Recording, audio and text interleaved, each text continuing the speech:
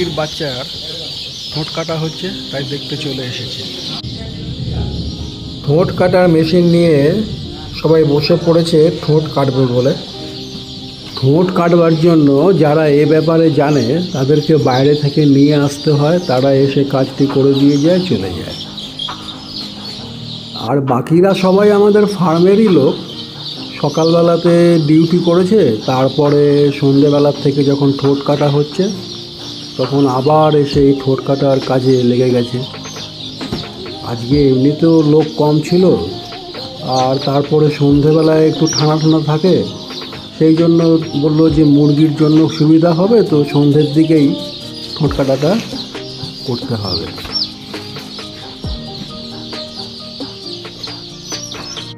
বৃষ্টি পড়ছে, তার মধ্যে চলে এসছি, অবশ্য মেঘ ডাকছে।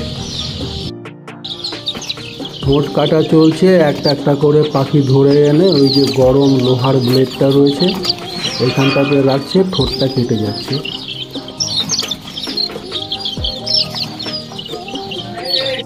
দুধদা, এই ডিব্রিকিং কতদিনে হয়?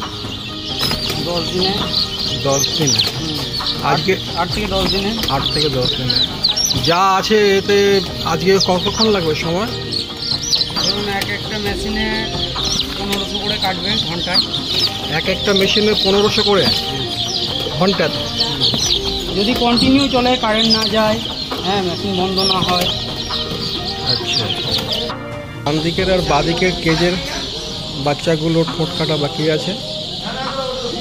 ওই যে ওই সাইডেরটা শুরু হয়েছে, আর এই সাইডেরটা শুরু হয়েছে।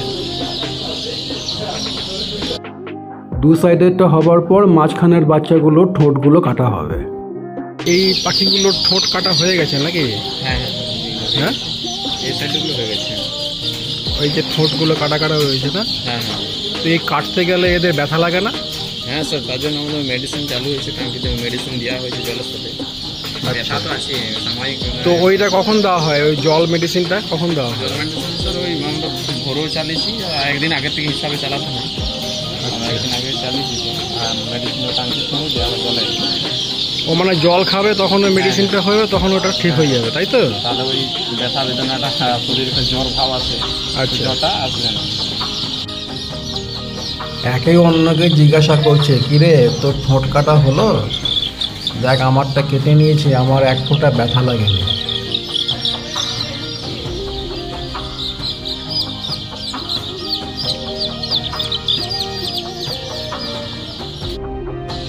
এই কাগজের বাক্সগুলোতে করে করে বাচ্চাগুলোকে নিয়ে যাওয়া হচ্ছে, নিয়ে এইখানে গিয়ে ঢেলে দিচ্ছে ওদেরকে, তারপরে একটা একটা করে তুলে নিয়ে ওই মেশিনে ঠোঁটটা কেটে আবার অন্য বাক্সে রেখে দিচ্ছে, সেই বাক্সটা নিয়ে গিয়ে তখন ওই কেজের মধ্যে ঢুকিয়ে দিচ্ছে।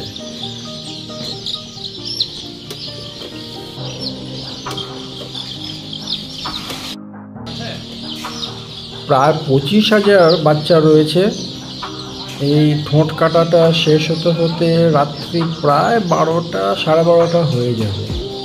হিসাব যা বলছে সেরকমই হবে।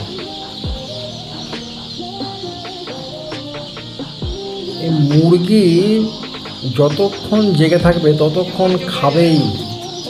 এদেরকে ঘুম পাড়াতে হলে যত লাইট আছে সব নিভিয়ে দিতে হয়, সেটাও অবশ্য আবার নিয়ম অনুযায়ী নেভাতে হয়, জ্বালাতে হয়।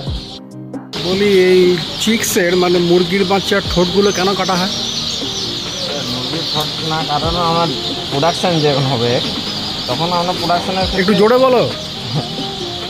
আমাদের প্রথম যখন যে গোয়ার পাখিটা যাবে, তখন ওই যে কামড়া কামড়ি যে করে, তাতে কী করে অন্য পাখিকে আরও নষ্ট করে দেবে, ব্লিডিং হবে না? ব্লিডিং হবে, মেন কারণ হচ্ছে এটাই। আচ্ছা, আপনার ডিমের প্রোডাকশনের ক্ষেত্রে এটা খাবারটা তুলে খাবার খেতে পারবে না। ও, সমস্যা হচ্ছে এটাই, যে খাবারটাকে যে খাবে, ঠোঁট থাকলে খাবারটা তুলতেই পারবে না। আচ্ছা আচ্ছা, এই কারণেই করা হয় নাকি?